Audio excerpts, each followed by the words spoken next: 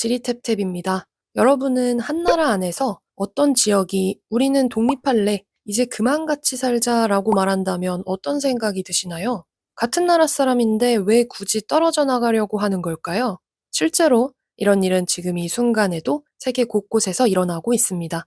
오늘은 유럽의 사례를 중심으로 왜 지역 분리 운동이 일어나는지 쉽고 깊이 있게 이해해 보도록 하겠습니다. 먼저 개념부터 간단히 짚고 갈게요. 분리주의란 특정 지역이 언어, 민족, 경제 등의 이유로 기존 국가에서 떨어져 나가려는 움직임을 말합니다. 우리는 너희랑 다르다 라는 생각이 강해지게 되는 거죠. 유럽의 경우에는 특징이 하나 있습니다. 바로 잘 사는 지역에서 분리 독립의 움직임이 많이 나타난다는 것입니다. 보통 우리는 못 사는 지역이 불만을 품고 독립하려 할 것 같다고 생각하지만 실제로는 잘 사는 지역이 오히려 나가려고 합니다. 왜 그런지 사례를 통해서 바로 알아보도록 하죠. 먼저 스페인의 카탈루냐입니다. 이 지역에는 여러분들이 잘 아는 바르셀로나가 있죠? 경제적으로 매우 부유한 지역입니다. 여기서 한번 생각해 볼게요. 만약에 내가 사는 지역이 다른 지역보다 훨씬 잘 산다. 세금도 그래서 우리가 많이 낸다. 그런데 그 세금이 전국적으로 나눠서 쓰인다? 라고 말이죠. 이럴 때 여러분의 기분이 어떨 것 같으신가요? 이 사례에 해당하는 카탈루냐 사람들은 이렇게 생각합니다. 왜 우리가 번 돈을 다른 지역에 써야 하지? 라고요. 그리고 여기서 끝이 아니라 언어도 스페인어가 아닌 카탈루냐어를 씁니다.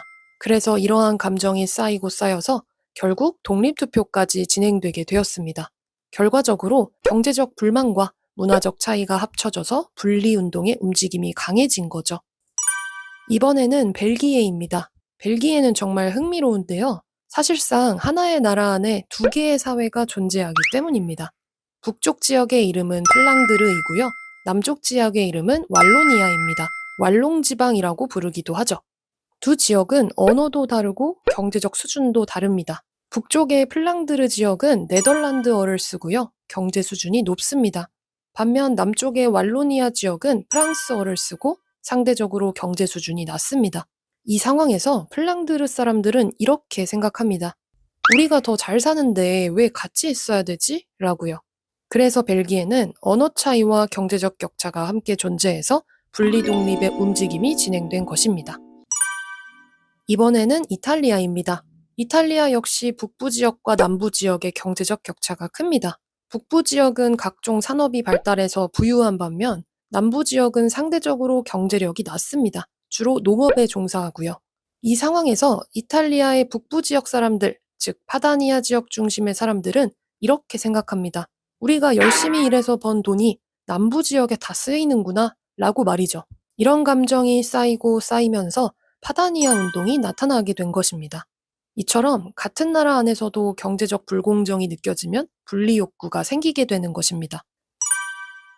이번에는 영국의 사례를 살펴보겠습니다. 영국은 하나의 나라처럼 보이지만 사실은 4개의 지역이 모여있는 연합국가입니다. 잉글랜드, 스코틀랜드, 웨일스, 북아일랜드로 구성되어 있죠. 그런데 이 안에서도 분리 독립의 움직임이 나타나고 있습니다. 대표적인 두 지역이 바로 스코틀랜드와 북아일랜드입니다. 이 지역들의 사례를 한번 살펴보도록 하죠. 먼저 스코틀랜드입니다. 스코틀랜드는 영국을 구성하는 한 지역이지만 민족과 언어가 다릅니다. 스코틀랜드는 켈트족 계통이고요. 게일어라는 고유 언어도 가지고 있습니다. 그래서 스코틀랜드 사람들은 일부가 이렇게 생각하기도 합니다. 우리는 영국인이 아니라 스코틀랜드인이다 라고 말이죠. 이런 정체성 때문에 독립 요구가 계속해서 이어져 왔고 결국 2014년에는 독립 여부를 묻는 주민 투표까지 진행되게 되었습니다. 그 결과는 어땠을까요? 사실 반대가 더 많아서 독립은 무산되었습니다. 하지만 여기서 끝이 아니고요. 지금도 독립에 대한 논의는 계속되고 있습니다. 특히 최근에는 이런 이유가 추가되었었는데요. 유럽연합에 다시 가입하고 싶다라는 것입니다. 영국이 EU를 탈퇴하면서, 즉 유럽연합을 탈퇴하면서 스코틀랜드 내부에서는 독립 요구가 다시 커지고 있는 상황입니다. 결국 스코틀랜드의 분리 움직임은 정체성과 정치적 선택이 결합된 사례입니다.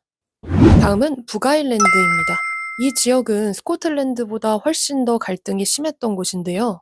북아일랜드에서는 종교 갈등이 핵심입니다.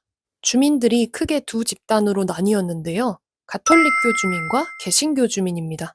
문제는 이 가톨릭교 주민들이 오랫동안 차별을 받아왔다는 점인데요. 주거, 교육, 취업, 정치 참여 등등 여러 분야에서 불리한 위치에 놓여 있었습니다. 이로 인해서 가톨릭교 주민들은 이렇게 생각합니다. 우리는 영국이 아니라 아일랜드와 함께해야 한다라고 말이죠. 반면에 개신교 주민들은 우리는 영국에 남아야 한다라고 주장합니다. 이 두 입장이 충돌하면서 무려 약 30년 동안 폭력과 테러가 이어지기도 했습니다. 그래서 이 갈등을 북아일랜드 분쟁이라고 부르기도 합니다. 이후에 상황이 조금씩 안정되었는데요. 그 이유는 바로 유럽연합 때문이었습니다. 영국과 아일랜드가 모두 유럽연합에 속하면서 국경이 사실상 사라지고 자유로운 이동이 가능해졌습니다. 그 결과 긴장이 많이 완화되었는데요. 그런데 문제가 다시 발생합니다.